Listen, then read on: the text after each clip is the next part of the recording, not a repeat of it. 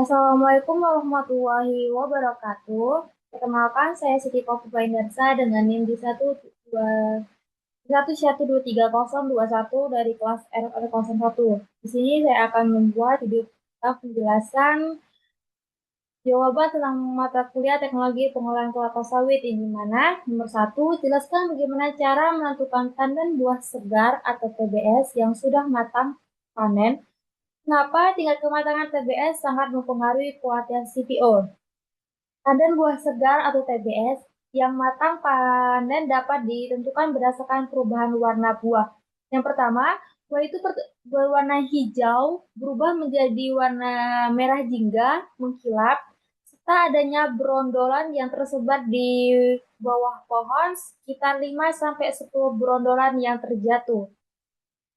Lalu, tingkat kematangan TBS sangat mempengaruhi kualitas CPO. Buah yang masih matang memiliki kandungan minyak yang rendah sehingga rendaman minyak menjadi kecil. Sebaliknya, buah yang matang akan mengalami peningkatan kadar ALB akibat aktivitas enzim dan mikroorganisme. Jadi, panen pada tingkat kematangan yang tepat akan menghasilkan rendaman minyak tinggi, kadar ALB rendah, dan kualitas CPO yang lebih baik. Soal yang kedua, jelaskan mengapa TBS harus segera diangkut dan diolah setelah panen. Apa akibatnya jika TBS terlambat diproses di pabrik? TBS ini harus segera diangkut dan diolah setelah proses pemanenan karena buah dipanen masih terjadi aktivitas enzimatis dan mikrobiologis yang dapat menurunkan kualitas minyak. Enzim lipase akan menguraikan trigliserida menjadi asam lemak bebas (ALB) sehingga kadar ALB meningkat. Lalu, keterlambatan pengolahan dapat menyebabkan kerusakan buah dan kehilangan minyak. Jika terlambat dilakukan, maka yang pertama, kadar air meningkat. Eh, karena enzim lipase itu masih aktif sehingga lama terurai menjadi asam lemak bebas. Yang kedua, rendaman minyak menurun karena sebagian minyak rusak atau hilang sehingga minyak akan diperoleh lebih sedikit. Yang ketiga, warna menjadi lebih gelap disebabkan karena buah mengalami kerusakan selama penyimpanan terlalu lama. Yang keempat, kualitas CPO menurun disebabkan karena kadar ALB yang tinggi dan mutu minyak tidak lagi optimal. Yang kelima, kerusakan ekonomi perusahaan meningkat. Kadar ALB tinggi karena kualitas dan jumlah minyak yang dihasilkan berkurang sehingga nilai jual perusahaan itu menurun. Soal yang ketiga, strategi sterilisasi perusahaan adalah tahapan awal penting di PKS. Jelaskan tujuan proses sterilisasi, apa yang terjadi pada buah selama sterilisasi, dan mengapa tahap ini sangat menentukan kualitas dari minyak. Jawabannya, pada proses sterilisasi, perebusan tandan buah segar menggunakan uap panas bertekanan tinggi. Tujuannya itu menghentikan aktivitas enzim yang dapat merusak kualitas minyak, membunuh mikroorganisme, melunakkan daging buah, serta mempermudah pelepasan buah dari tandannya. Selama proses fermentasi, buah mengalami pemanasan sehingga teksturnya menjadi lebih lunak, enzim menjadi tidak aktif lagi, dan minyak lebih mudah dikeluarkan pada saat pengepresan. Tahap ini nih sangat penting karena sirkulasi itu lebih baik menekankan membutuhkan asam lemak bebas ALD meningkat rendaman minyak dan memperlenakan proses pengolahan. Keempat, jelaskan fungsi direstir dan digester dalam pengolahan kelapa sawit. Mengapa kedua proses ini penting untuk efisiensi ekstrak minyak? Yang destir merupakan alat yang berfungsi untuk memisahkan buah sawit dari tekanan tandan kosong setelah proses sterilisasi. Setelah buah terpisah dari tandannya, buah kemudian masuk di gester. Gester ini sendiri digunakan untuk menghancurkan daging buah sawit agar lebih mudah diperoleh pada tahap pengepresan. Baru kedua, proses ini sangat penting karena untuk meningkatkan efisiensi ekstraksi minyak, pemisahan buah yang baik pada gester dan pengelomatan yang optimal pada gester akan mempermudah proses pengepresan, mengurangi kehilangan minyak, serta meningkatkan rendaman minyak yang dihasilkan. Yang kelima, screw press merupakan jantung proses ekstraksi minyak sawit. Jelaskan prinsip kerja alat ini dan hasil utama yang diperoleh dari proses pengepresan. Pada proses 10T adalah alat yang digunakan untuk mengambil minyak dari buah sawit yang sebelumnya telah diolah dalam digester. Hal itu bekerja dengan cara memberikan tekanan menggunakan ulir yang berputar sehingga minyak itu dapat keluar dari daging buah. Di proses pengepresan ini diperoleh dua hasil utama, yaitu minyak kasar atau crude oil serta press foam. Minyak kasar masih mengandung campuran air dan kotoran sehingga perlu dikasih. Lalu pada proses press yang terdiri dari serat dan biji sawit akan diproses lebih lanjut untuk mendapatkan inti sawit karnel. Yang keenam, setelah minyak keluar dari screw press, dilakukan proses klarifikasi. Jelaskan tahapan klarifikasi dan mengapa kadar air serta kotoran harus diturunkan sebelum CPO disimpan. Klarifikasi ini sendiri merupakan pemurnian minyak sawit yang bertujuan untuk memisahkan minyak dan air dan berbagai kotoran yang masih terbawa setelah proses pengepresan. Tahapan klarifikasi meliputi setup untuk memisahkan pasir dan kotoran besar, vibrating, skran untuk menyaring serat kasar, crude oil tank sebagai penampungnya, sementara continuous setting dan untuk mengedapkan lumpur, lalu pulviter untuk memisahkan sisa air dan kotoran halus, serta vakum dryer film untuk mengurangi kadar air selama minyak disimpan di stroke tank.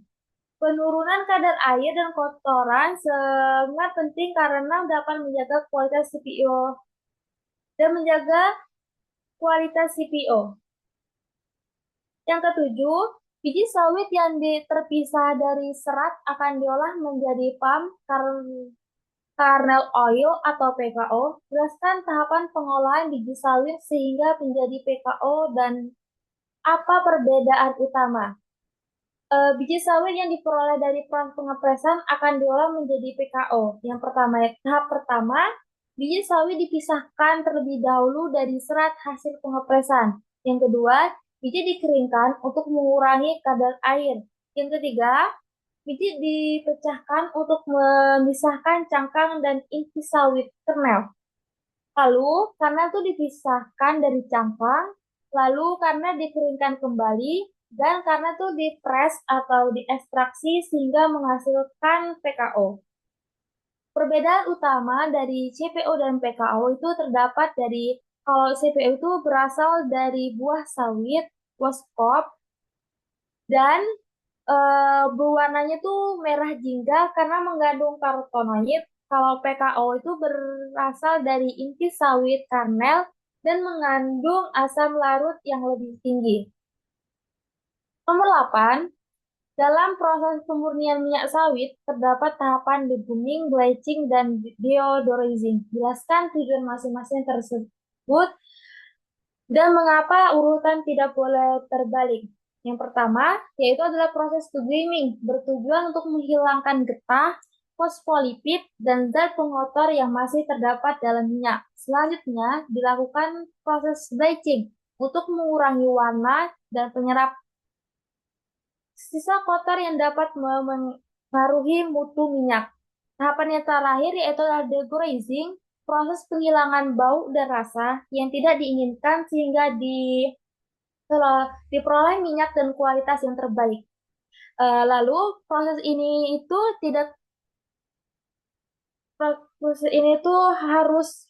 harus tersusun agar hasil pemurnian lebih optimal. Yang kesembilan, flaksinasi merupakan proses penting untuk menghasilkan berbagai produk turunan minyak sawit. Lalu jelaskan apa yang dimaksud dengan flaksinasi dan bedakan karakteristik serta penggunaan olein dan sterilisasi. Flaksinasi ini adalah proses pemisahan minyak sawit berdasarkan perbedaan titik leleh. Melalui proses ini dihasilkan dua fraksi, yaitu olein dan stearin. Olein ini adalah bagian tetap cair pada suhu ruang sehingga banyak digunakan sebagai bahan baku minyak goreng. Lalu kalau stearin itu merupakan fraksi yang lebih padat dan umumnya dimanfaatkan untuk pembuatan margarin, sorteling, serta berbagai produk industri. Perbedaan utamanya tuh terletak pada bentuk fisik dan titik lelehnya. Soal yang ke-10, buatlah alur singkat pengolahan kelapa sawit mulai dari panen menjadi produk CPO, PKO, atau produk turunannya, serta kan juga contoh pemanfaatan limbah atau produk samping dari industri kelapa sawit. Tahapan yang pertama itu proses pemanenan tandan buah segar atau TBS. Buah kelapa sawit itu terlebih dahulu dipanen ketika buah sudah mengalami kematangan yang pas agar kandungan minyaknya maksimal dan kualitasnya terbaik. Yang kedua, pengangkutan ke pabrik. Jika sudah melakukan proses pemanenan, TBS segera dibawa atau diangkut ke pabrik untuk diolah lebih lanjut. Tujuannya agar kualitas buah tetap terjaga dan kadar asam lemak bebas tidak meningkat. Proses ketiga adalah sterilisasi atau perebusan. Terlebih dahulu, TBS direbus menggunakan uap panas bertekanan tinggi. Proses ini bertujuan untuk menghentikan aktivitas enzim yang dapat menurunkan kualitas minyak serta memudahkan pemisahan buah dari tandatnya. Proses keempat, perontokan buah atau thresing. Buah sawit itu terlebih dahulu dipisahkan dari tandan kosong menggunakan mesin protok. Yang kelima, pelumatan dan pengampanan. Buah yang telah dipisah dilumutkan, kemudian dipres menggunakan mesin proses untuk mengeluarkan minyak kasar. Yang keenam, klarifikasi. Minyak kasar tersebut yang diperoleh dari pencampuran dengan air dan kotoran, jadi dilakukan proses klarifikasi untuk memisahkan minyak sehingga dihasilkan CPO. Yang ketujuh, pengolahan inti sawit. Biji sawit dipisahkan dan diserat, kemudian dipecah untuk mengambilkan inti sawit kernel lalu diubah menjadi PKO. Yang ke-8, pengolahan menjadi produk. CPO dan PKO ini sendiri diolah menjadi produk seperti yang kita kenal, yaitu minyak goreng, margarin, sabun, kosmetik, deterjen, dan biodiesel. Lalu, limbah pemuatan limbah dari sawit ini diolah atau jadi produk sampingan menjadi yang pertama, tandan kosong kelapa sawit atau TKKS dapat digunakan sebagai kompos atau mulsa untuk tanaman. Yang kedua, serat dan cangkang sawit dimanfaatkan sebagai bahan bakar boiler untuk menghasilkan energi di suatu pabrik.